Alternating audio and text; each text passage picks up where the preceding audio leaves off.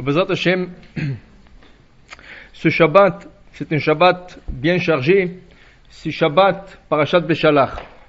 C'est le Shabbat qu'on appelle Shabbat Shira, de la chanson. Et en plus de ça, c'est la fête de Tou Bishvat. Alors il y a tout ça dans la paracha. On va essayer aussi de retirer de leçons de la paracha qui concerne la fête de Tou Bishvat.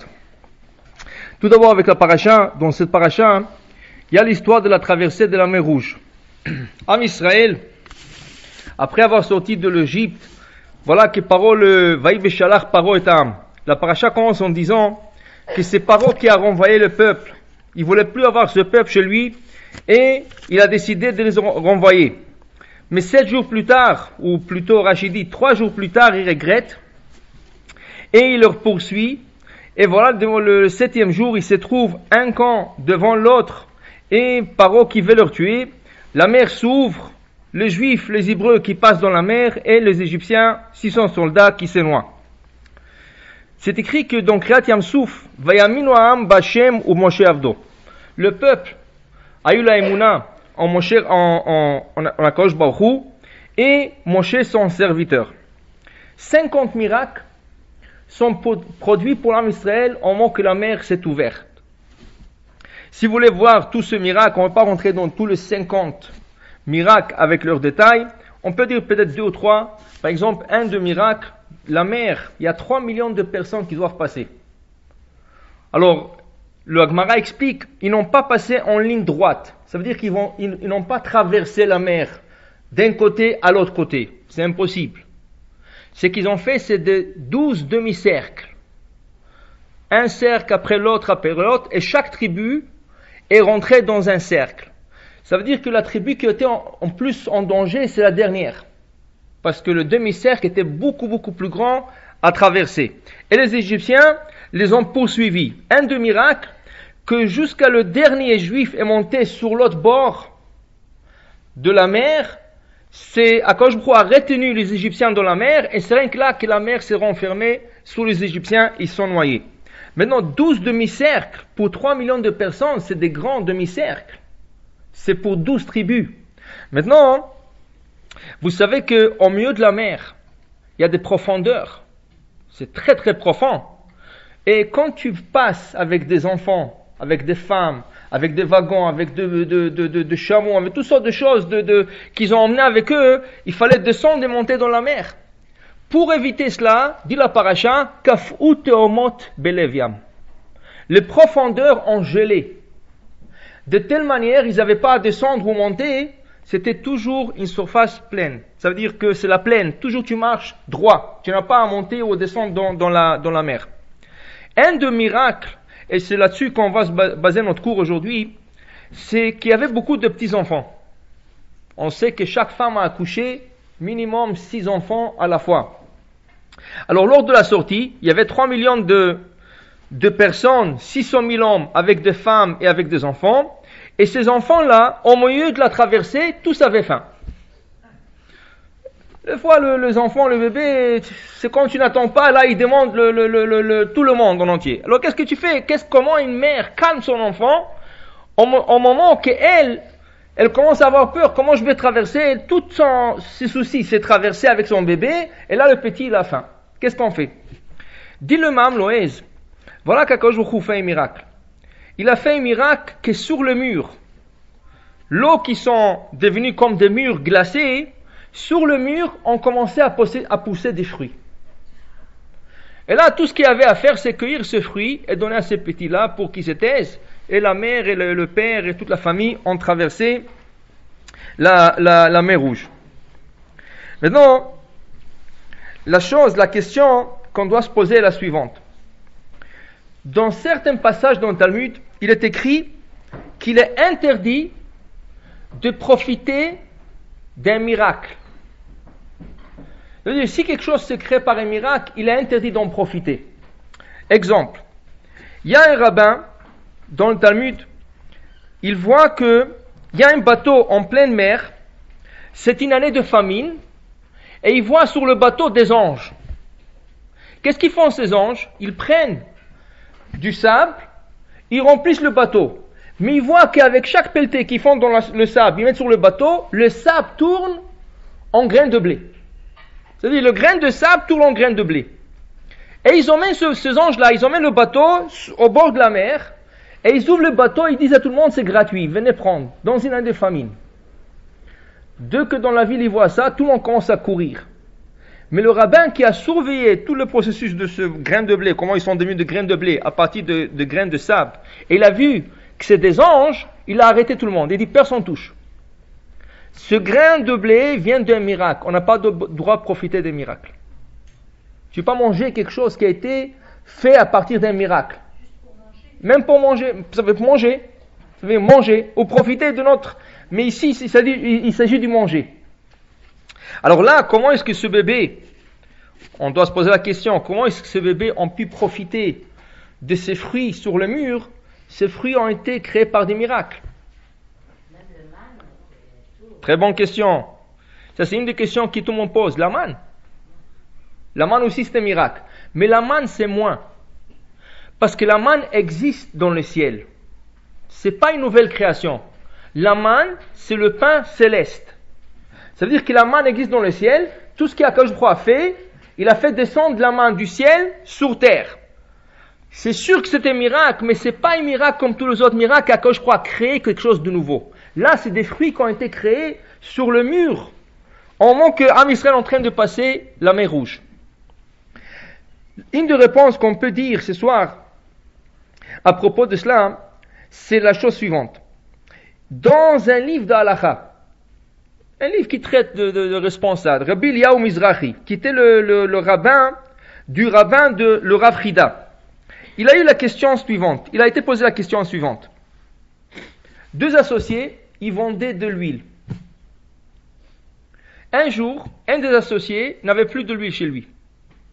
Alors la femme est partie demander à l'autre associé et lui dit, prête-moi un baril d'huile et que je le mets chez moi. En cas où il y a un client qui rentre, je peux le vendre. Donc, il lui a donné un baril, elle l'emmène chez elle et le pose. Elle va faire une petite course, elle retourne à la maison. Elle voit que l'huile commence à déborder du baril. Elle dit, c'est pas normal. Alors tout de suite, elle est partie dans la cuisine, elle a commencé à chercher des marmites.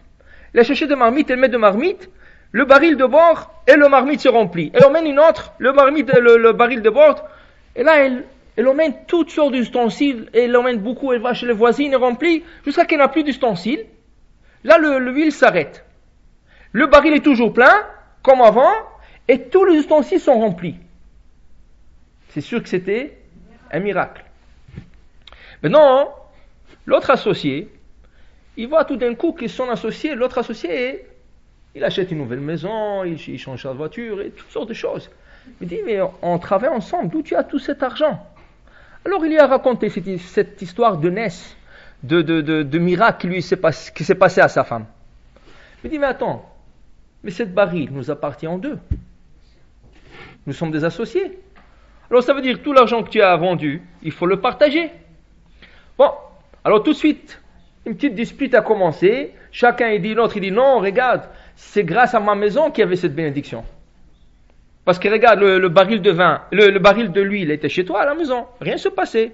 C'est quand elle est rentrée chez moi que ça a commencé à déborder et à avoir une beracha. L'autre il dit, non, une fois que tu es associé, c'est quoi la différence si c'est ici au magasin où nous sommes associés? Ils commençaient à disputer. Ils ont dit, bon, on va pas se disputer, on va aller demander un rabbin. Alors ils sont partis demander un rav qui s'appelait le Rabbi Eliyahu Mizrahi. Le rav, il a touché beaucoup de points. Mais un des points qui nous intéresse pour ce soir, que le rav a touché, mais c'est l'huile. Il a été formé par miracle. Est-ce qu'on a le droit de profiter des miracles? On n'a pas le droit de profiter de quelque chose de miraculeux qui s'est produit. Alors, cette huile-là, on ne peut pas le vendre, on ne peut pas en manger, on ne peut pas en profiter. Alors il a dit, avant qu'on discute de quoi que ce soit, d'où il est venu ce miracle, et c'est à cause de la femme qu'il a posée à la maison, ou c'est des associés, c'est grâce aux deux, il dit, est-ce qu'on peut toucher à cette huile?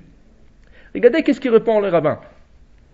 Le rabbin répond, selon un des anciens, le Ran, dans le Chidushé Ran, le Ran il dit, mais si on regarde dans l'histoire juive, et on prend le livre des prophètes, ce miracle, il a déjà existé. On a parlé ça la semaine dernière. Pas Hanouka. La femme avec Elisha le prophète, la femme du prophète Ovadia, que son mari a caché 100 prophètes dans 2 différentes grottes, 50 prophètes dans une grotte, 50 prophètes dans une autre. Il les a sauvés parce qu'il y avait la reine qui voulait les tuer. Lui qui est parti faire un prêt pour nourrir ses prophètes. À la fin, il ne pouvait pas payer le prêt. Lui, il est décédé. Et le roi qui lui a prêté l'argent est venu chercher le prêt. Il n'avait pas, alors il lui a pris les 2 enfants à la femme. Et la femme ne savait pas quoi faire. Elle a dit comment ils vont prendre les 2 enfants. Et le roi était idolâtre, il ne mange pas cachère. Qu'est-ce qui est arrivé? Bref, elle est partie demander au prophète Elisha, qu'est-ce que je fais? Il lui dit, qu'est-ce que tu as à la maison? Il dit, j'ai rien. Il dit, quelque chose. Il dit, rien, un peu d'huile qui me reste au fond d'un jar. Il dit, c'est fini, c'est tout ce qu'il faut. Il dit, va prêter des ustensiles de toutes tes voisines et ferme la porte et commence à remplir les ustensiles. Elle a fermé la porte et a commencé à remplir tous les ustensiles, ils sont remplis avec de l'huile. Au dernier ustensile, son fils lui dit, maman, il n'y a plus d'ustensiles. Lui, il s'est arrêté. Le prophète, il lui dit, maintenant tu vas prendre cette huile, tu vas le vendre et tu vas payer ta dette et tu vas vivre avec le reste de l'argent. Maintenant, dit le Rav, ça c'est un miracle qui est arrivé au temps des prophètes. Alors, tout miracle qui est déjà arrivé, quand elle se reproduit, c'est plus un miracle. Ça devient de la nature. Le premier miracle, c'était chez Elisha, le prophète. Mais après ça, il est possible d'avoir toujours le même miracle. Pour vous donner un exemple, la mer Rouge s'est ouverte dans la Torah combien de fois? Une fois. Dans le Talmud, il y a une histoire de Rabbi Pinchas ben Yair. Rabbi Pinchas ben Yair, c'est le beau-père de Rabbi Shimon Bar Yochai. Un jour, il va pour acheter des captifs juifs qui ont été attrapés par des non-juifs. Il est en route, il est devant un grand fleuve. L'eau coule vite, il court vite, il n'arrive pas à passer. Alors il parle au fleuve. Il dit, s'il te plaît, arrête-toi pour 1 minute, ouvre tes eaux et laisse-moi passer. Le fleuve lui dit, mais de quoi tu parles? Je suis plus grand que toi.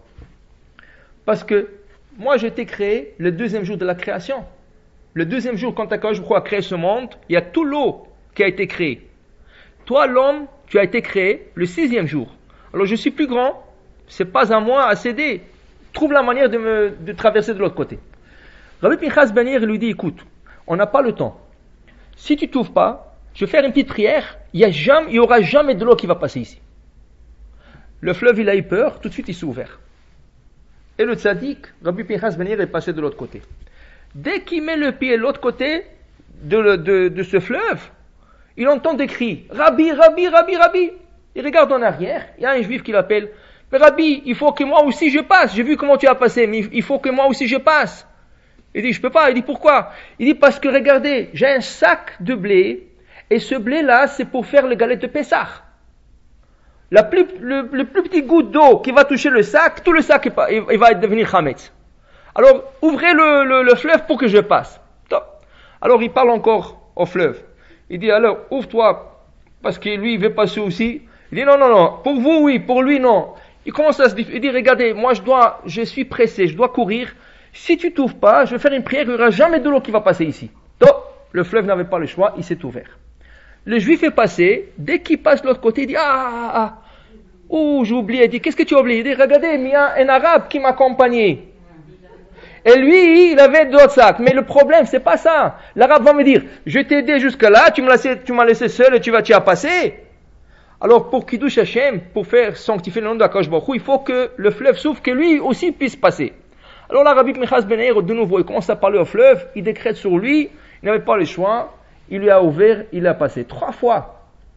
Maintenant, ça c'est exactement la traversée de la mer Rouge. Pour 3 personnes, mais c'est ouvrir les eaux. Alors tout le monde se pose la question, mais est-ce que ce rabbin, Rabbi Pinchas ben Yair, est plus grand que Moshe Rabbeinu? Moshe Rabbeinu, combien de fois il a ouvert la mer Rouge? 1 fois. Ce rabbin a ouvert combien de fois? 3. Alors est-ce qu'il est plus grand que Moshe Rabbeinu? Bien sûr que c'est un miracle. Comment? De se tenir devant un fleuve, le Jourdain par exemple. Vous dites au Jourdain, ouvre-toi. Il va pas s'ouvrir.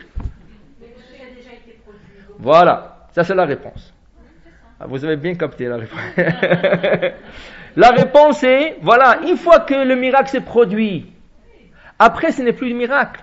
Après ça rentre dans le système de la nature. C'est sûr, c'est pas n'importe qui peut le faire. Mais le tzaddik qui va le faire, ce n'est plus considéré comme miracle, comme tel. Ça rentre dans la nature. Alors ça, c'est pour le fruit que Akadosh Baruch Hu a fait sur le mur de l'eau de Yam Souf. La question qu'on doit se poser encore, ce bébé qui avait faim, tu leur donnes des fruits, dans l'heure de gâteau, dans l'heure de sandwich, avec de la viande, avec, toutes sortes de choses. Pourquoi des fruits? De tout ce qu'on peut leur donner à manger, que des fruits. Alors, la réponse pour cela est la suivante. Vous savez que le fruit, celui qui mange des fruits, reçoit la crainte du ciel.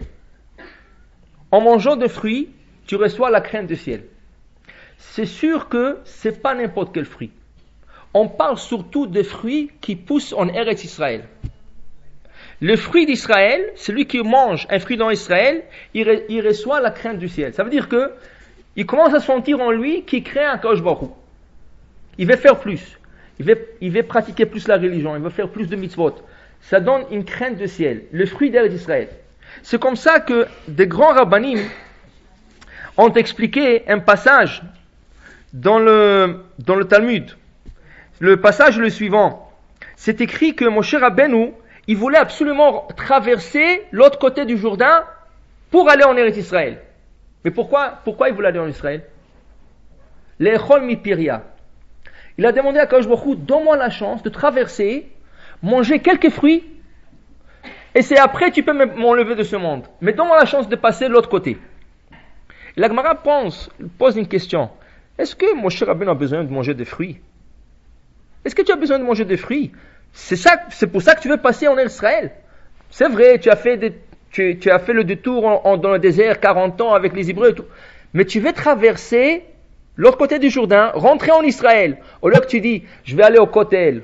Il n'y avait pas Kotel encore. Je vais aller au Hebron, pèleriner Avraham, Yitzhak et Yaakov. Je vais aller dans tous les endroits saints de Tzadikim. Tu vas aller manger des fruits. Est-ce qu'il a besoin de manger des fruits? Mais non. Moshe Rabbeinu, qu'est-ce qu'il veut? Il veut avoir la crainte du ciel. Et ça, c'est rien que avec le fruit de Eretz Israël. Tous les fruits. Tous les fruits.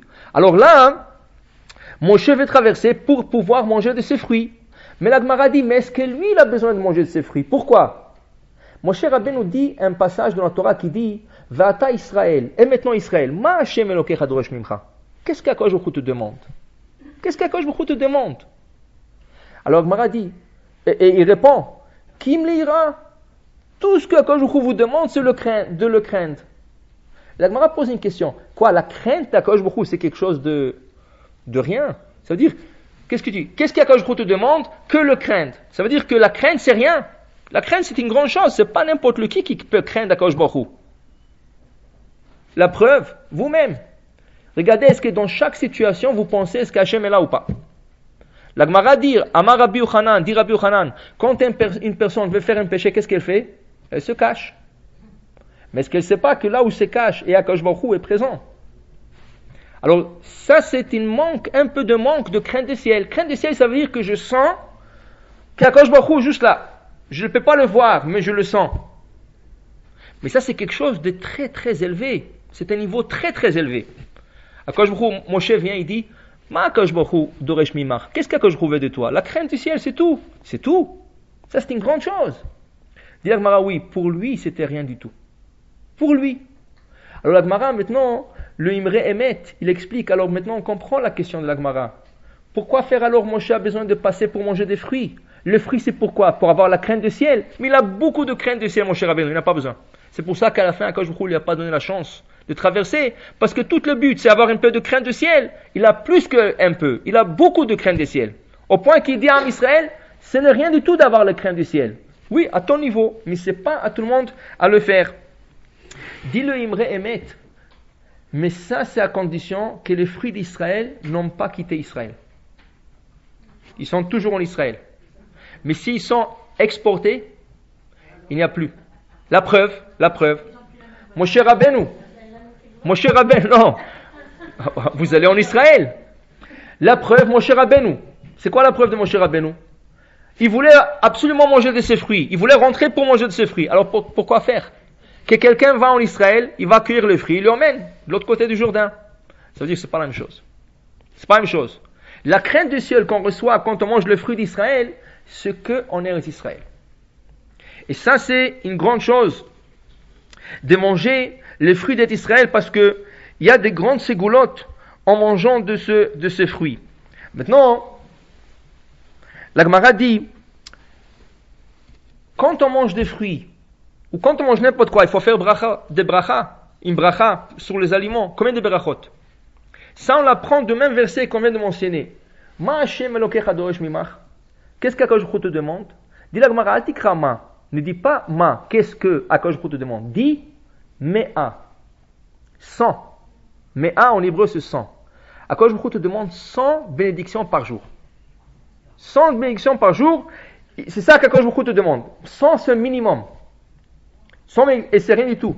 On va bientôt l'expliquer, vous allez voir. Vous le faites presque chaque jour. Vous faites plus que 100. Plus que 100. Mais Akadosh Baruch Hu nous demande de faire 100 bénédictions. Mais c'est quoi le rapport, la crainte du ciel avec 100 bénédictions? C'est quoi le rapport entre les deux? Alors on dit comme ça, on dit, le Gaon Vilna explique qu'après la Hakeda, Abraham a pris son fils, il l'a ligoté, il voulait l'égorger. Akadosh Baruch Hu l'ange l'a arrêté, il dit non, n'égorge pas ton fils. Maintenant, dans le ciel, on vient de comprendre que tu crains Akadosh Baruch Hu. Le fait que tu as pris ton fils, tu voulais l'égorger, on vient de comprendre que tu crains Akadosh Baruch Hu. Abraham, il avait déjà 100 et quelques années. Alors, qu'est-ce qu'on lui dit maintenant? Abraham, depuis son jeune âge, depuis 3 ans, il craint Akadosh Baruch Hu. Qu'est-ce que tu lui dis maintenant, parce que tu as ligoté ton fils maintenant? Dit le Gaon Vilna, nous avons 2 mitzvot dans la Torah qui sont exceptionnelles. Dans aucune mitzvah de 613 mitzvot, il y a la récompense de la mitzvah. Qu'est-ce qu'on reçoit comme récompense si on pose tefillin? On ne sait pas. Qu'est-ce qu'on reçoit comme récompense si on observe le Shabbat? On ne sait pas. Qu'est-ce qu'on reçoit comme récompense si on mange kasher? On ne sait pas. Mais il y a 2 mitzvot, le respect des parents, et quand on renvoie un oiseau de son nid et on prend les œufs ou les oisillons qu'il y a dans le nid, ces 2 mitzvot-là, il y a la récompense qui est dit dans la Torah, Leman yarichun yamecha, afin que tu prolonges tes jours. 2 mitzvot. Et quel est le rapport entre ces 2 mitzvot? Pourquoi ces 2, de tous les 613 qu'on a, rien que 2 ont été choisis pour donner la récompense? Et pourquoi ces 2-là? Est-ce qu'ils ont une connexion? Dit la Gaon Vilna, oui, ils ont une connexion. Le respect des parents, c'est quoi? C'est la bonté. Tu vois tes parents vieillir. Tu as pitié. Tu te rappelles comment ils étaient jeunes, ils couraient, ils s'occupaient de toi. Et maintenant, ils sont vieux, ils n'arrivent pas à déplacer. Des fois, ils n'arrivent pas à manger. Et tu as pitié d'eux. Et tu t'occupes d'eux. C'est Kibud Avaim. C'est Rachmanut, la miséricorde. Ça, c'est le Chesed. C'est la bonté. Ça, c'est Kibud Avaim. Kabed et avicha vetimecha. D'autre part, une mitzvah qui est un peu cruelle. Tu vois une mère, un oiseau, dans son nid, elle est sur ses œufs, sur les œufs, elle s'assoit sur les œufs.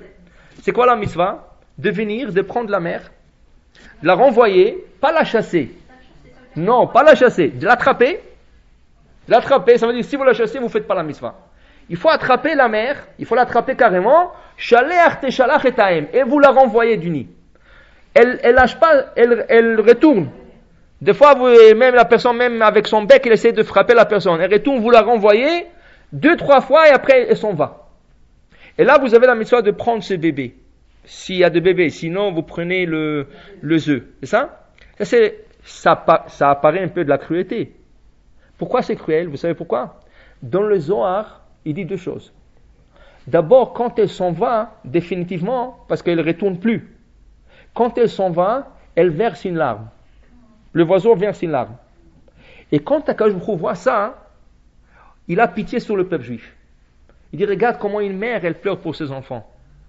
Alors il y a l'assemblée d'Israël qui est comparée à une colombe. Si vous regardez Shir HaShirim, dans tout le Shir HaShirim, l'assemblée d'Israël est comparée Yonati Tamati, Achati Yonati, Achati Leima, Achati Alors tout ça, c'est comparé toujours à la colombe. Quand cette colombe, cet oiseau qui est renvoyé verse une larme, l'assemblée d'Israël verse une larme pour son peuple, ses enfants qui sont exilés. Pas seulement cela, des fois ces oiseaux-là se jettent dans la mer. Parce que c'est tellement dur pour elle, quand on lui a pris ses bébés, elle se tue elle-même, elle se jette dans la mer. C'est un peu cruel. Un peu cruel. Mais donc, qu'est-ce que nous avons? Deux mitzvot. Kibud Avaim, qui est la miséricorde, par perfection. C'est la chesed, c'est la bonté, c'est tout ce que vous voulez. D'autre part, c'est la cruauté. Dans le 2, les man yerichun yamecha. Pourquoi? Parce que quand tu fais le 2, pourquoi tu le fais? Est-ce que tu es cruel? Non, tu n'es pas cruel. Parce que tu montes à Kadosh Baruch Hu, que ce soit le chesed ou que ce soit la cruauté, et je le fais parce que tu me l'as ordonné. Comment? C'est que vous le laissez sécher. C'est ça, vous le laissez sécher, ça sèche, et après vous le jetez. Comment? Vous le prenez, vous donnez un peu à manger, sinon vous le... C'est ça. La mitzvah, c'est de prendre et après lâcher. La mitzvah, c'est de renvoyer la mer. Maintenant, le 2 mitzvot, c'est quoi? Le 2 mitzvot, c'est pour dire qu'on fait le mitzvot sans sentiment. On n'est pas sentimental quand on fait une mitzvah. On ne peut pas être sentimental. Ça, c'est une des raisons pourquoi une femme, dans la loi juive, ne peut pas être une juge. Pourquoi? Parce que les femmes sont plus sentimentales que les hommes. Si quelqu'un vient au jugement, il m'a pris de l'argent, il commence à pleurer, la femme dit, tu as raison. Alors, on ne peut pas être sentimental quand on est en train d'accomplir les mitzvot, on ne peut pas être sentimental. Maintenant, pourquoi Kadosh Baruch Hu dit à Abraham, Ata yadati ki ere Elokimata? C'est après qu'il a pris son fils, il a ligoté, il voulait l'égorger. Kadosh Baruch Hu dit, maintenant je sais que tu me crains. Pourquoi? Abraham, c'était que du chesed.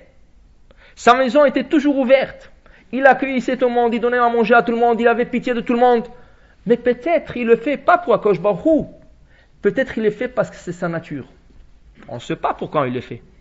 Il y a des gens qui par nature ils sont chauds, ils aiment donner, ils aiment supporter, ils aiment donner la tzedaka. Mais c'est pas parce qu'Akadosh Baruch Hu a dit, parce que c'est leur nature. Alors on ne sait pas pourquoi Abraham l'a fait. Akadosh Baruch Hu le teste. Comment? Avec la cruauté. Prends ton fils et égorge-le. Et moi je te recommande de le faire. On va voir si tu vas le faire. Abraham ne pense pas deux fois. Lui qui était un homme de bonté, il prend son fils et veut l'égorger. Akadosh Baruch Hu l'arrête. Il dit maintenant, ça y est.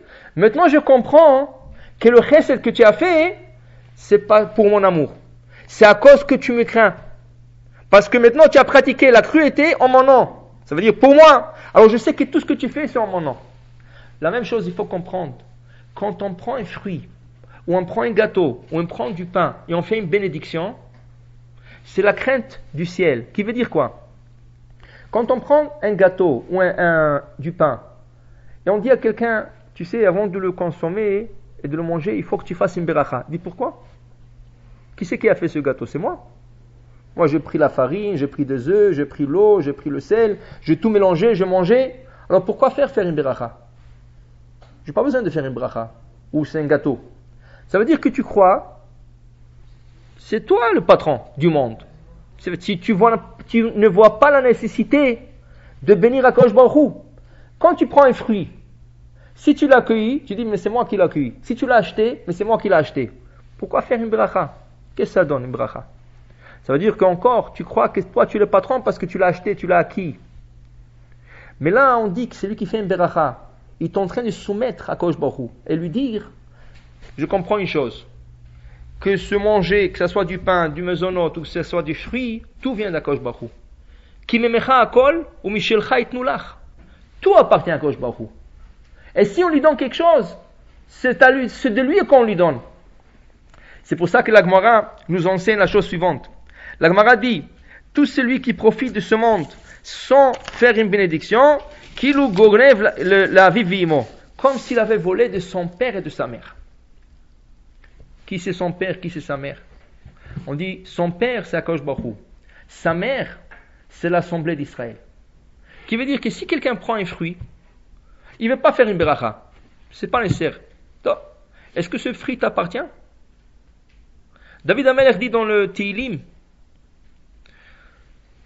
l'Hachem, dans le psaume 24, l'Hachem ha'aretz umloa. À l'Éternel appartient ces terres et tout ce qui se trouve dans ces terres. C'est-à-dire, n'importe quoi que tu touches, c'est pas à toi, c'est à Akadosh Baruch Hu. Si un arbre pousse, s'il donne des fruits, c'est Akadosh Baruch Hu qui l'a mis dans le monde.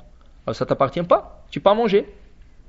D'autre part, David Amelech dit dans un autre psaume, Hashamaim, Shamaim l'Adonai, Va'aretz, Natan libne Adam. Le ciel appartient à Dieu, et la terre appartient à l'homme. Dit Rabbi Lavi dans le Talmud, alors je comprends rien. Ça se contredit. D'une part, David Amelech dit, la Shema Aretzum Loa, la terre appartient que à tout ce qui est sur terre appartient à Akadosh Baruch Hu. D'autre part, il dit que le ciel appartient à Akadosh Baruch Hu, mais la terre appartient à l'homme. Alors il faut se décider à qui appartient la terre. Dit Rabbi Levi, ceci ne se contredit pas. Quand l'ifne bracha, quand l'achar bracha. Quand on prend une pomme, une poire ou n'importe quoi, avant de le bénir, avant de faire une bénédiction, ça ne nous appartient pas, ça appartient à Hachem. L'Hachem ha'aretzum loa. Une fois qu'on a fait la bénédiction, on l'a acquis, on l'a acheté. D'accord, je ne peux pas lui donner de l'argent pour acheter un fruit ou un aliment. Qu'est-ce qu'on lui donne? Une bénédiction. Maintenant, si tu ne fais pas la bénédiction, c'est comme si tu avais volé ce fruit d'Akadosh Baruch Hu. Mais pas rien que de lui. C'est comme si tu l'avais volé à l'Assemblée d'Israël. Qui veut dire quoi? Il y avait une fois un juif, il est venu acheter de la récolte de chez un non-juif. Alors maintenant, l'autre il lui dit, mais comment on va mesurer? J'ai pas de mesure. Comment mesurer? Comment tu vas prendre? Il dit, regarde, c'est facile. On sait combien c'est un kilo, plus ou moins. On va mesurer des kilos et on va les attacher. Et chaque fois que je prends un kilo, je mets un sou. On va prendre une assiette, je vais mettre un sou. Et à la fin, on va compter tous les sous et on va voir combien il y a. Et c'est comme ça que je te paye. Top. Le juif l'a acheté. Il a acheté un kilo après un autre, il ramassait. Chaque fois, il jetait un sou. Il jetait un sou. Le non-juif, il a vu que l'assiette se remplit. Il a dit, tiens, j'ai envie de prendre quelques sous, mettre dans ma poche. Le juif, il est sorti pour soulager. Qu'est-ce qu'il a fait? Il a pris, il a ramassé, il a commencé à remplir ses poches. Et là, c'est là-bas. Top. L'autre, il est retourné. Ils ont fini l'affaire.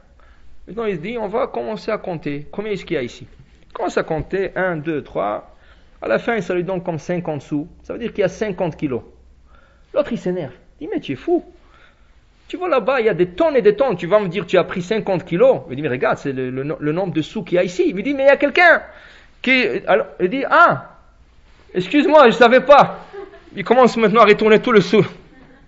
Ça veut dire que quand il a volé, à qui il a volé? Pas aux juifs, il s'est volé lui-même. La même chose. Quand on ne fait pas une bénédiction, de qui on vole? Pas d'Akadosh Baruch Hu. Ce fruit-là, il n'a pas besoin de lui, il ne va pas manger. Il peut le remplacer par de tonnes et de fruits. C'est à nous que nous sommes en train de voler. Qui veut dire, dans une année où on voit qu'il y a une hausse de prix sur les fruits, parce qu'il n'y a pas beaucoup de gens qui font les brachot. Pourquoi? Parce que si Akadosh Baruch Hu ne donne pas une abondance dans les fruits, ça veut dire qu'il y a un manque de brachot dans le monde. Ça veut dire de qui on vole? De nous-mêmes, parce qu'après il faut payer ces fruits plus cher. Alors, tout celui qui mange dans ce monde sans bracha, il est en train de voler à Akadosh Baruch Hu parce que c'est pas à lui. Et en plus de ça, il est en train de se voler lui-même parce qu'après il va payer ça plus cher. Tandis que si tout le monde se met d'accord, oui, on fait la bracha, ça prend une bracha. Même pas quelques secondes. Ça prend même pas une seconde. Si on le fait bien, 2-3 secondes. Et là, chaque fruit reçoit sa bénédiction. Alors voilà, nous sommes dans la semaine où il y a la fête de Tu Bishvat. Alors c'est sûr qu'on va parler un peu de quelques halachot qui concernent cette fête. Cette fête est devenue une fête dans le 16e siècle. C'est-à-dire dans la Torah, cette fête n'est pas mentionnée. Il n'y a pas une fête de Tu Bishvat dans la Torah. Dans la Torah, il y a la fête de Rosh Hashanah, la fête de Kippour, la fête de Sukkot, la fête de Pessah, et ça, c'est Shavuot, tout ça il y a dans la Torah. Mais Tu Bishvat, c'est pas mentionné dans la Torah. C'est pas une fête comme telle dans la Torah. C'est devenu une fête à partir du 16e siècle. Comment? Rosh Hashanah, c'est Rosh Hashanah c'est le début d'année. Pourquoi? Là, il la note. Pour les arbres. Qui veut dire? Vous savez, quand on plante un arbre, ça prend 3 ans avant qu'on peut profiter de ce fruit. Avant qu'on peut profiter le fruit de cet arbre, ça prend 3 ans. Alors même si on prend un arbre déjà mature, qui a été planté quelque part, qui a donné des fruits, et je le plante de nouveau dans une autre place, même s'il me donne le fruit la première année, je ne peux pas en profiter. Il faut que j'attende 3 ans.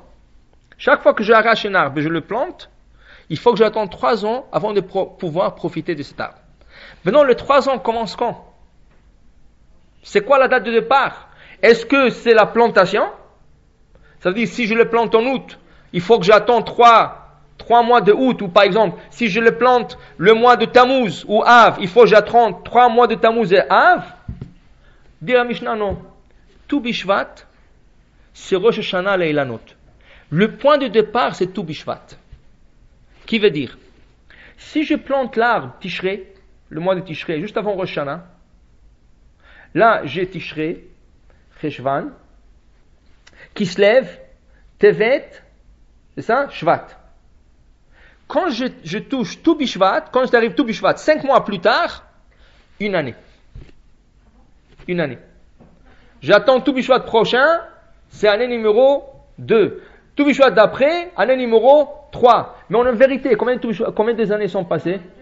2 ans et 5 mois. Ça veut dire que tout Bishvat, c'est le point de départ de tous les arbres pour le compte de 3 ans.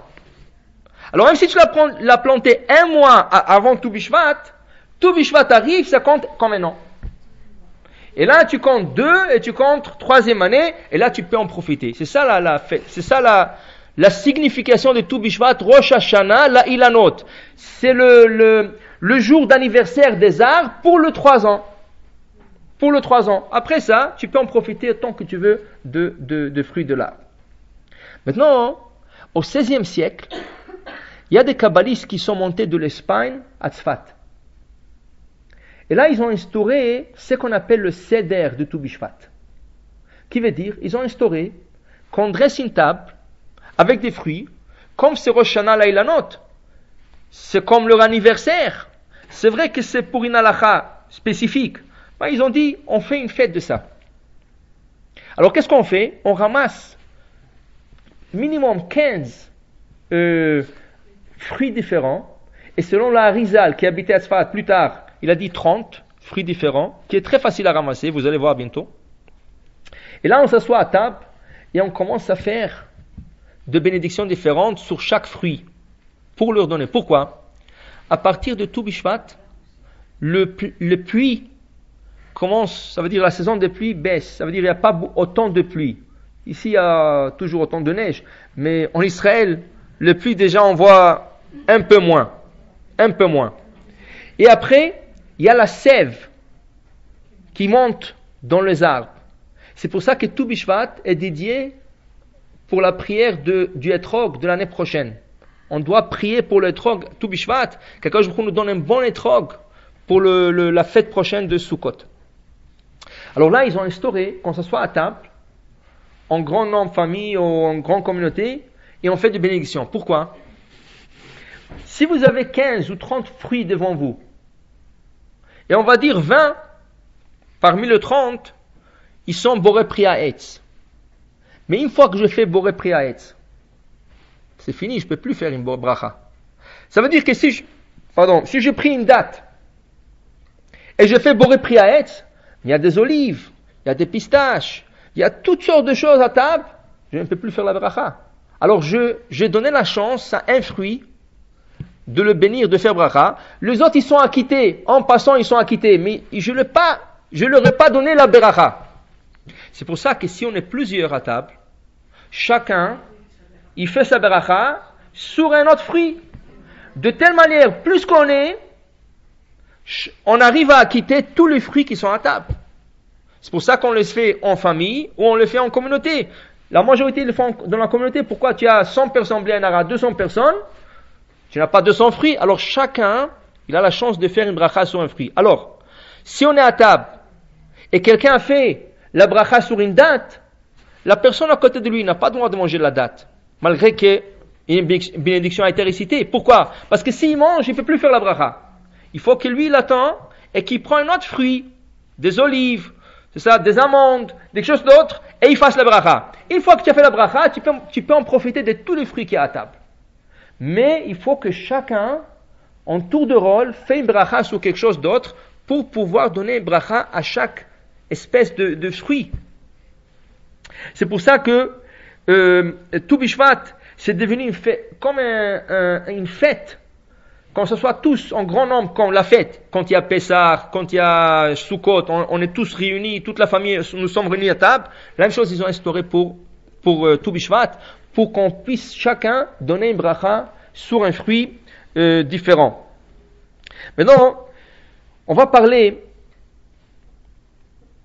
des règles qui appartiennent de bénédiction. Je regardais un peu le cours qu'on a donné les années précédentes, on n'a pas encore touché ce point. Vous savez que dans les fruits, il y a des priorités par quel fruit commencer.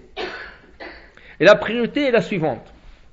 Dans la Torah, c'est écrit: la terre d'Israël a été bénie par 7 fruits. Il y a 7 fruits que la terre d'Israël a été bénie par ce fruit. Eretz, une terre, Chita, il y a du blé. Usora, il y a de l'orge. Vegefen, il y a des raisins. C'est ça? Veteena, il y a la figue. C'est ça? Verimon, il y a la grenade. Eretz, une terre qui est bénie, Zet, shemen, de l'huile d'olive, Utvash et le miel. Le miel dont la Torah elle parle, c'est les dattes. Les dattes qui sont mielleuses, c'est ça, ils sont pleins de miel. Alors, ça c'est le miel dont la Torah elle parle. Maintenant, la Gemara pose une question. Il n'y a même pas un mot de plus dans la Torah. Comment ça se fait que le verset nous dit Eretz, le mot Eretz, Chita, Usora, Vegefen, Vetena, Verimon, Eretz, Zet, Shemen, Udvash. Pourquoi 2 fois le mot Eretz? Il suffisait de dire une fois le mot Eretz, ensuite tu nommes tous les 7 fruits. La Gemara déduit tout fruit qui est proche du mot Eretz, il va être en premier. Il va prendre l'avance sur l'autre. Alors qu'est-ce que j'ai? Eretz, Chita. Comment? Quelle partie? Oui, Chita, c'est le blé. Tout ce qui fait à partir du blé ou de la farine, c'est Eretz. La terre d'Israël a été bénie. Parce que le blé d'Israël est béni, alors Eretz Chita, Usora, l'orge. Qu'est-ce qui se trouve à côté du premier mot Eretz? Chita, le blé. Ça veut dire que la bracha de Mezonot est en priorité. Parce que c'est le premier fruit qui se trouve à côté du mot Eretz. Qu'est-ce qui vient après lui? L'orge. Alors si vous avez pas un pain de blé, mais pain d'orge, lui le prioritaire, avant les autres fruits. Alors maintenant, si je suis l'ordre, Eretz, Chita ou Sora, je n'ai pas de maisonnette à table, je n'ai pas de pain, mais j'ai des fruits. Quel est le premier fruit, normalement, que je dois faire la bracha? Alors regardez, Eretz, Chita ou Sora, Ve, Gefen, le raisin. Le raisin se trouve en 3e rang, après le mot Eretz. Mais attention, le mot Eretz, il y a 2 fois. Alors je regarde le 2e mot, Eretz, Zet, Shemen, une terre d'huile d'olive ou de vache. Ça veut dire que l'olive, il est plus collé au mot Eretz que le raisin. Le raisin se trouve au 3e rang par rapport au mot Eretz. L'olive se trouve en premier. Alors quand je suis à table et j'ai des maisonnotes, je commence par maisonnotes. Après les maisonnotes, qu'est-ce que je prends? L'olive. Maintenant, après quoi? Le raisin est en 3e. Eretz Shemen ou Dvash. Le miel c'est la date. La date est en 2e rang après le 2e mot Eretz. Alors elle est prioritaire que le raisin. Alors j'ai le maisonnote, que ce soit fait de blé ou de l'orge, en premier. J'ai les olives, ensuite j'ai les dattes. Après quoi? Le raisin.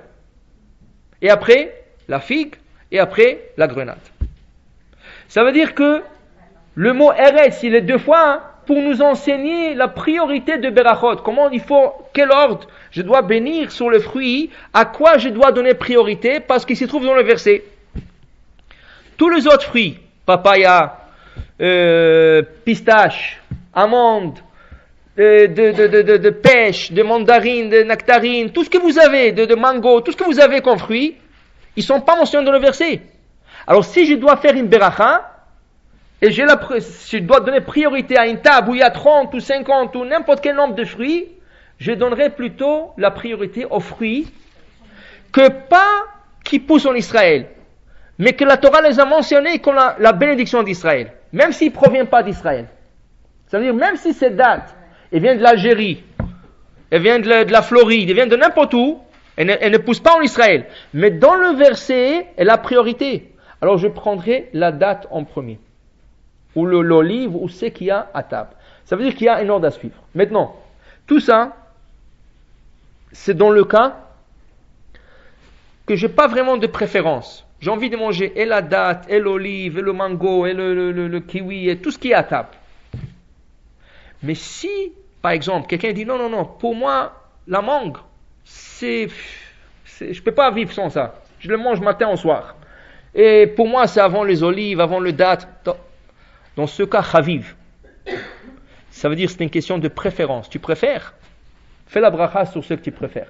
Il y a des gens qui préfèrent, non, moi, ce fruit-là ne m'attire pas. Ni l'olive, ni la date, ni le raisin, ça ne m'attire pas. Moi, ça m'attire plus des fruits exotiques. Hop. Alors dans ce cas, tu feras la bracha sur le fruit qui t'attire. Mais si tu n'as pas vraiment une préférence, pomme, poire, tout est la même chose, il faut que tu suives l'ordre de priorité qui a été donné dans la Torah. Mais toujours en premier, c'est qui? Le mésonote. Blé, orge, raisin. C'est l'olive. C'est l'olive qui se trouve après. Blé, orge. Oui, parce qu'il y a le blé, l'orge, Eretz, Chita ou Sora, Vegefen. Sora, c'est l'orge. Vegefen, Vetena, Verimon, Eretz, Zetchem, Venudvash. Maintenant, le mésonote est toujours prioritaire. C'est ça?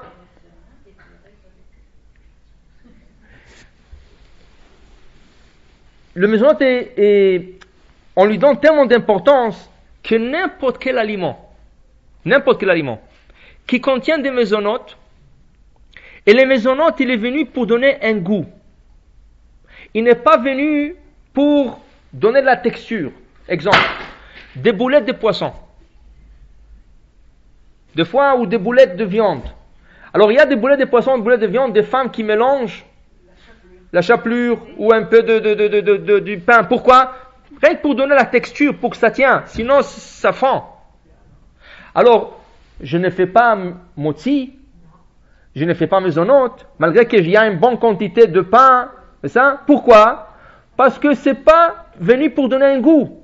C'est venu pour donner plutôt une texture.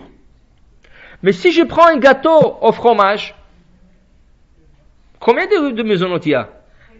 Rien que le bas. C'est ça la croûte sur laquelle repose tout un bout de fromage. Alors normalement j'aurais dit chez Akol, le fromage chez Akol. Mais non, mais tu ne veux pas manger un fromage. Tu veux manger un gâteau au fromage. Ça veut dire que cette croûte-là en bas, malgré qu'elle est peut-être même pas 5% de tout le gâteau, mais elle est venue pour donner un bon goût à ce gâteau, tu dois faire mésonote. Oui, le gâteau de fromage, c'est mésonote. Comment? Même si c'est sucré. La bracha finale, c'est une autre chose. Pour la bracha initiale. Initiale, c'est mésonote, malgré que le mésonote, c'est... Comment? Non, mais vous ne voulez pas manger du fromage. Vous voulez manger un gâteau au fromage. Mais donc, regardez, il y a comment on dit ça en français? Licorice, le réglisse. La réglisse, c'est ça? Il y a des réglisses sur le marché, ils vous disent que la bracha c'est mésonote. Il y a des réglisses qui vous disent que la bracha c'est chez Akol. Et vous ne comprenez pas pourquoi cette différence. C'est ça? Et vous regardez dans les ingrédients, dans le 2, il y a de la farine. Dans le 2, il y a de la farine. Alors vous ne comprenez pas. Alors ils ont posé la question à une compagnie qui s'appelle Bloomies. C'est une compagnie américaine qui fait de réglisse.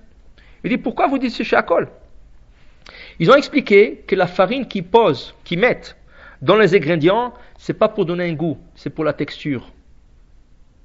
Ils peuvent faire le même réglisse qu'avec la farine de maïs. Alors ils ont dit que la farine qu'ils mettent là-bas, c'est pas pour donner un goût. Dans ce cas, c'est shakol. Tandis que les autres compagnies, parce que c'est des autres compagnies, eux, ils mettent la farine dans leur réglisse pour donner un goût. À part la texture, ça donne un goût différent. C'est pour ça que si vous prenez différentes compagnies, c'est différents goûts. Malgré que vous prenez le même goût. Il y a des réglisses au goût de cerises. Prenez 2 différentes compagnies, réglisses au goût de cerises, vous allez voir que c'est différent. Pourquoi? Parce que la composition est différente. Et la farine qu'ils mettent dans les ingrédients, c'est pour un bout différent. Comment? Non, si vous ne savez pas, faites shakol. C'est plus sûr. Et mangez pas beaucoup, comme ça vous ne devrez pas faire bracha qu'on a la michia. En cas. Bon. Maintenant, regardez, une autre chose. Mezonot, c'est tout ce qui rassasie. Ça veut dire que ça enlève la faim. Une personne qui a très faim, ça lui a cassé la faim, il peut même se nourrir de ce repas. C'est pour ça que les Ashkénazes, ils ne tiennent pas de la halakha qu'il y a de bagel qui s'appelle mezonot. Les gens qui mangent un bagel avec du fromage le matin, mezonot c'est quoi? Mezonot c'est, ils appellent ça un snack, un amuse-gueule, je sais pas comment ils appellent ça. Une goûter, c'est ça. Alors, eux ils disent non, mais c'est ton petit déjeuner. Et si tu le manges à midi, c'est ton repas de midi. Alors pour eux ça n'existe pas. Même au point qu'il y avait une fois qu'ils ont fait une grande affiche pour dire que tout le bagel qui existe dans la bakerie, même s'ils disent mezonot, c'est pas mezonot. Vous savez qu'est-ce qu'ils ont le sous comme la tête va d'ailleurs? Dans la même semaine, ils ont sorti notre affiche. Non, ça va, on l'a réglé. Parce que beaucoup de gens l'ont pas accepté. C'est moti. Et ça, c'est moti. Mais il y a de bagels qui sont mezonot. Oui, mais ça ne veut pas dire. Même s'il y a 2 grains, ça ne veut rien dire. C'est ça, oui. Mais il faut qu'ils mettent assez de jus pour que ça soit sucré, la pâte soit sucrée, pour qu'on puisse... Comment? Le liquide avec quoi il le pétrit, c'est du jus. Oui, mais est-ce que c'est sucré? C'est sucré, oui. Bon, si c'est sucré, c'est mezonot. Maintenant, regardez, tout ce qui rassasie un peu la personne, ça devient mezonot. Il y a un aliment qui est exceptionnel. Il ne fait pas partie des 5 céréales. Alors normalement, il ne devrait pas être mezonot, mais il est mezonot quand même. C'est le riz. Le riz. Maintenant, le riz, comme il ne fait pas partie des 5 céréales, alors il n'est pas chametz à Pessah. Alors pourquoi nous ne mangeons pas du riz Pessah? Pourquoi il y a des gens qui ne mangent pas le riz Pessah? Pas à cause qu'il est chametz. Parce qu'il y a 200 ou 300 ans, quand ils ont emmené le riz dans des villes, ils ont emmené ça dans des sacs de blé. Ce qui a fait que plusieurs fois, des femmes qui ont cuisiné des marmites de riz, à Pessah, ont trouvé de graines de blé dans leur marmite. Ce qui a rendu toute la marmite taref. Non kosher le Pessah, le manger, il n'était pas mangeable, et la marmite, il fallait la cachériser après Pessah. Beaucoup de problèmes. Depuis, ils ont fait un décret, plus de riz Pessah. Mais pas à cause que c'est chametz. Le riz n'est pas chametz. Pas du tout. Les Ashkénazes, c'est juste le contraire. Les Ashkénazes, ils veulent, le chametz, ça inclut aussi les riz. Mais les séfarades, ils mangent. Les séfarades égyptiens, algériens, tunisiens, syriens, tout cela, ils mangent le riz. Même au Maroc, Rav Yosef Messas, il permettait le riz. Pourquoi? Parce que le riz rassasie. Et dans des années de famine, ils n'avaient pas quoi à donner à manger. Alors il a dit le riz c'est le moins cher et ça peut rassasier toute une famille. Ils ont permis tant que l'on le vérifie 3 fois avant Pessah pour assurer qu'il n'y a pas de mélange de graines de blé. Mais ça c'est une halakha qu'on va parler Bezrat Hashem Pessah. Mais pour vous dire, le riz, Chachamim, ils l'ont élevé sa beracha. Sa beracha normale c'est Boré Peri à Adama. Parce qu'il pousse par terre. Bien Chachamim disent non. Comme il rassasie, comme le pain, ou le mezonot, on va élever sa bracha, il va devenir mésonote. Regardez, aujourd'hui, c'est quoi l'aliment le plus populaire aujourd'hui? Vous avez raison, le riz, mais quoi? Sushi. Il y a des gens qui font un repas de sushi, mais sushi c'est quoi? C'est du riz. Je sais pas. Non? Parce que le sushi, Baruch Hashem, je ne l'ai jamais goûté. La vérité, je ne l'ai jamais goûté. Et je ne vais pas le goûter non plus, blinéder. Je ne sais pas. Mais pour vous dire, c'est du riz. Mais dans le riz, il y a ce petit serpent, le poisson là. Non cuit, c'est ça? Oui, des saumons, mais tout ça c'est des poissons. Mais pour vous dire, qu'est-ce que vous voulez manger? Vous voulez manger le riz? Ou vous voulez manger ce poisson cru? Mais vous n'arrivez pas à manger du poisson cru, alors vous mettez un peu de riz. Qu'est-ce que vous voulez manger? Si vous voulez manger le riz, vraiment c'est le riz qui vous intéresse, alors là vous faites mésonote. Voilà, aujourd'hui il y a des riz et il y a des sushis. Miami, Tahiti, Australie, tout le goût, c'est ça? Et c'est quoi la différence? Californien, tout ce que vous voulez, et tout le pays. Tout le pays ils ont de sushis. C'est ça? Maintenant, c'est quoi la différence? Il y en a qu'avec des poissons, il y en a avec des avocats. Avec des, je sais pas, des carottes. Quoi non? Moi je mange pas, je sais mieux que vous. Il y a avec des avocats, des carottes, je sais pas, qu'est-ce que de chou-fleur, tout ce que vous voulez. Alors qu'est-ce que vous voulez manger? Vous voulez manger le riz? C'est mésonote. Vous voulez manger les petits fruits qu'il y a, les légumes qu'il y a au milieu? C'est Adama. Les poissons, c'est Shakol. Comment? Non, c'est pas la majorité. C'est ce que vous voulez manger. Comme on vient d'expliquer pour le gâteau au fromage. Alors, dans ce cas, la majorité, on va expliquer ça. Maintenant, comment le gâteau au fromage? Qu'est-ce que je vais manger? Pas le fromage, le gâteau. Mais je vais le gâteau au fromage. Mais le mésonote emporte, malgré qu'il est minoritaire. Parce que tout ce qui est mésonote, voilà, vous voulez manger un gâteau, pas un fromage. Sinon, mangez un fromage sucré. Prenez du fromage, battez-le.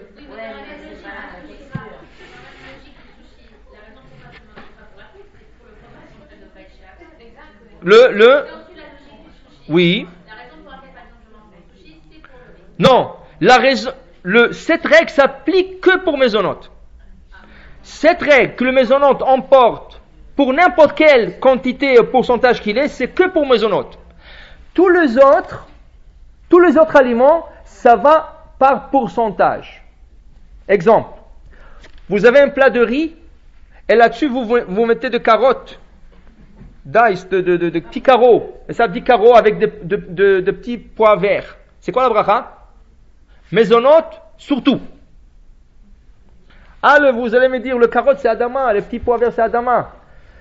Quand il y a deux aliments qui sont mélangés, et je vais manger les deux ensemble, je dois voir qu'est-ce qui est en majorité, et je fais une seule bracha. La règle est, Ikar vetafel, mais varech ala ikar ou poter tatafel. Tout ce qui est essentiel, tout ce qui est secondaire, je fais la bracha sur l'essentiel, j'exemple le secondaire. L'exemple que la Gemara donne, il y avait des gens qui mangeaient le poisson très salé.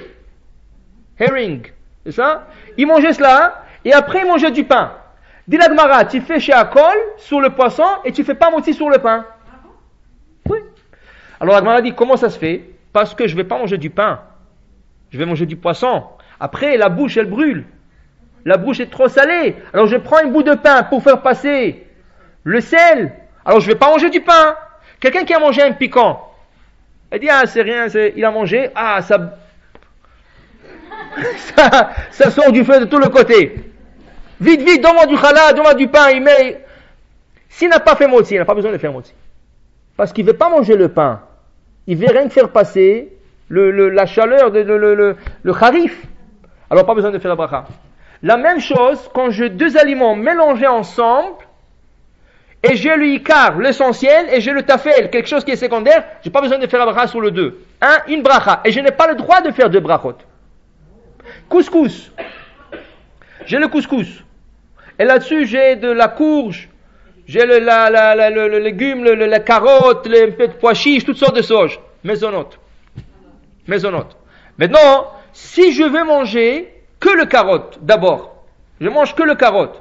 Non, alors tu ne manges pas ensemble. Dans ce cas, tu vas faire deux brachot. Adama et mezonot sur le couscous. Mais si tu le manges ensemble, et de temps en temps, tu manges le carotte seul, mais tu fais pas, pour toi c'est manger ensemble, une seule bracha, mezonot. J'ai qu'on appelle ça, de pâtes. Et sur les pâtes, vous mettez la sauce tomate avec un peu de viande hachée. Mezonot. Parce que je vais pas manger de la viande. Le tomate et la sauce hachée, c'est pour donner le goût aux pâtes. Alors tu manges les pâtes, immézonote, avec imbracha, tu acquittes le tout. Ça, c'est une règle pour tous les aliments. J'ai un bol de fruits. Il y a des pommes, des poires, il y a toutes sortes de choses. Il y a quelques fraises. Je regarde, qu'est-ce qui est en majorité? Les pommes, les poires, la mangue. Il y a quelques fraises qui sont coupées là-bas. Pas besoin de faire deux brachot, je fais une seule.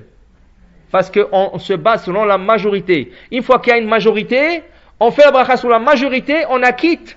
La minorité, c'est considéré comme ikar vetafel. Essentiel et secondaire. Alors, je vous donne la question, une seconde, je termine. Alors maintenant, regardez, ça c'est la règle. Mésonote, c'est exceptionnel. Il peut être en minorité, il peut être 5%, 2%. S'il est là pour donner le goût, il emporte toujours. Les autres aliments, on se base selon la majorité, tout ce qui est majorité, et je les mange ensemble. Par exemple, si je prends des morceaux de poulet et je le mets sur le couscous, mais je mange le poulet seul, il faut faire la bracha shakol. Mais si je le coupe en morceaux, le poulet, et je le mets sur le couscous, et je le mange ensemble avec le couscous, et de temps en temps, je prends un morceau de poulet, là, une seule bracha. Boré, miné, mezonot. Maintenant, il y a des autres choses qui sont exceptionnelles. Ce soir, je choisis des choses qui sont exceptionnelles parce que le reste des brachot, on a déjà appris. Alors, on va parler de choses qui sont vraiment exceptionnelles. Le Shulchan Aruch nous donne un exemple. Je prends des dattes et je les écrase. Dit le Shulchan Aruch, la bracha, c'est boré priaetz. Malgré que je ne vois plus, les dattes sont écrasées, c'est ça? C'est boré priaetz parce que c'est rien qu'écrasé. Vient le Rama, qui est l'opinion ashkenaz, il dit non. Une fois que tu as écrasé les dattes, ça devient shakol nia bitvaro. Ça veut dire que c'est une grande discussion. Séfarad, ashkenaz, qu'est-ce qu'on fait sur date écrasée? Mais ce n'est pas seulement sur la date. Le Shulchan Aruch a donné cet exemple. Qu'est-ce que vous faites sur la pomme de terre, la purée? Pomme de terre écrasée. Pour le séfarad, c'est adama.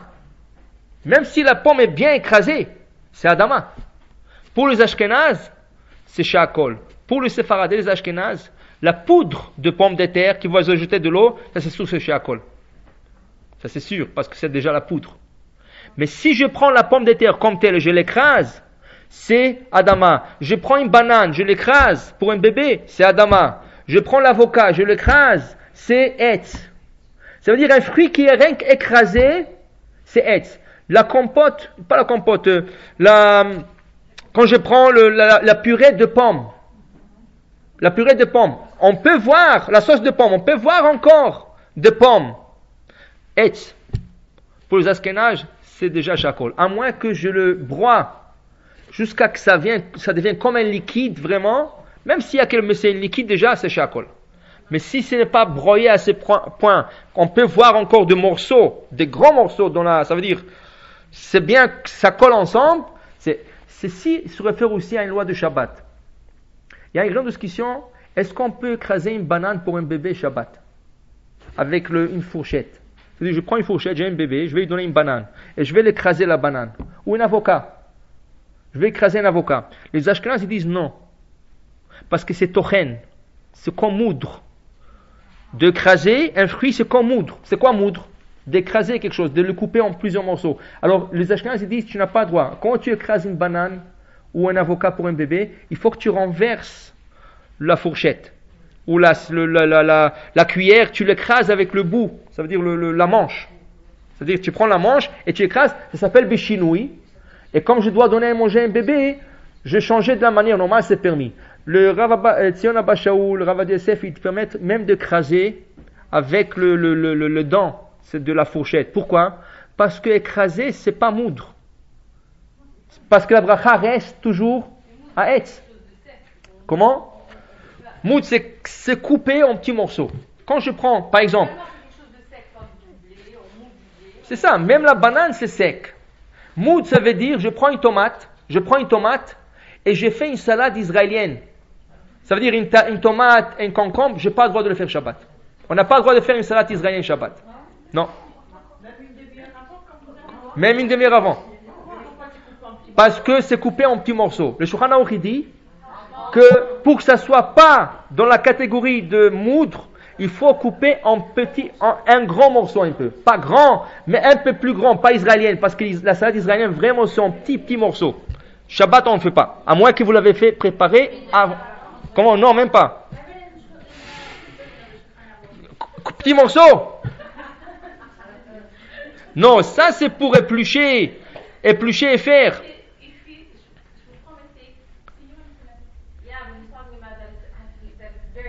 C'est ça, petit. C'est permis, mais Shulchan Aruch dit, il est déconseillé de le faire. Alors on ne le fait pas. Maran, dans le Beth Yosef, il dit, on ne le fait pas. Pourquoi? Il dit, parce que ça rentre, selon certains décisionnaires, ça rentre dans la catégorie de moudre. Alors même une demi-heure avant, il dit, il faut le couper un peu en plus grands morceaux. Si vous ne mangez pas la salade israélienne, mangez la canadienne, c'est acceptable. Maintenant,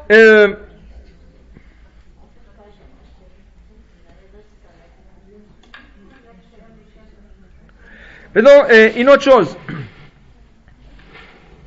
Il y a des céréales. Non, pardon. Alors, on a dit, tout ce qui est essentiel, tout ce qui est secondaire, on fait la bracha sur l'essentiel, on acquitte les secondaires. Quand je mange un gâteau, surtout le cake, c'est sec, et j'ai envie de boire Sprite, Coke, un thé, est-ce qu'il faut que je fasse la bracha? Est-ce que c'est considéré pour faire passer l'aliment?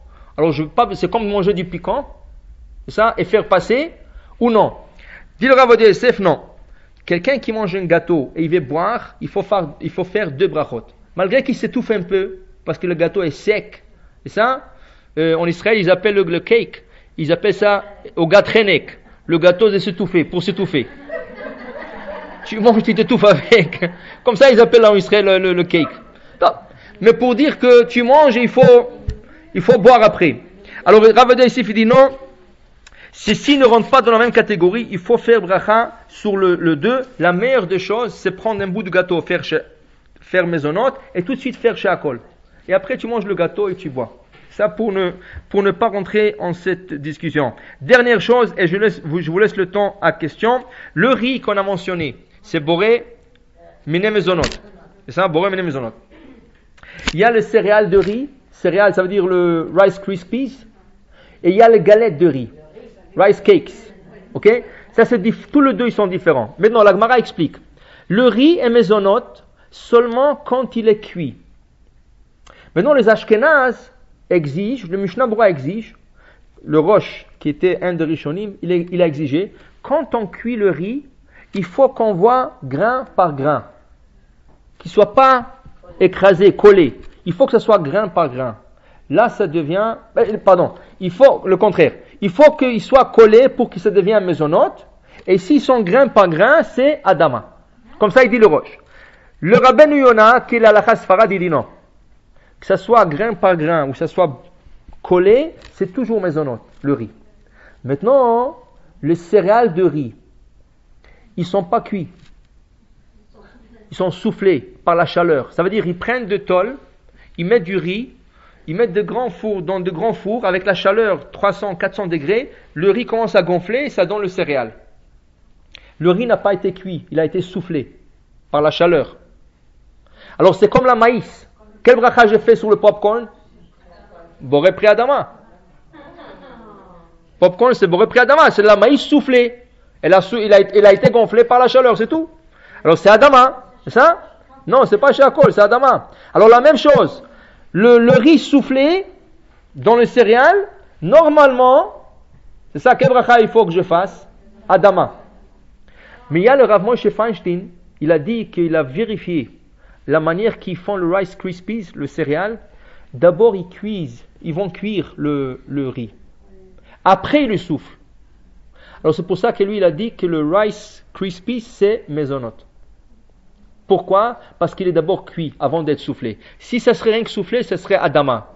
Alors le rice cakes, le galette de riz, c'est quoi? Ce que souffler. Ils mettent beaucoup de riz ensemble. Avec la chaleur, ça gonfle. Un rentre dans l'autre, ça forme dans une moule. Ça donne la forme ronde. Ça, c'est Adama. Adama. Ça, il n'y a pas de riz chakol. Il y a ou Adama. Oui, c'est la même chose. C'est la même chose, souffler. Seulement, c'est écrasé dans des moules. C'est des moules qui le forment comme ça. C'est Adama. Alors, le galette de riz, c'est soufflé, c'est Adama. Le céréal, Rice Krispies, c'est maisonnote parce que c'est d'abord cuit avant d'être soufflé.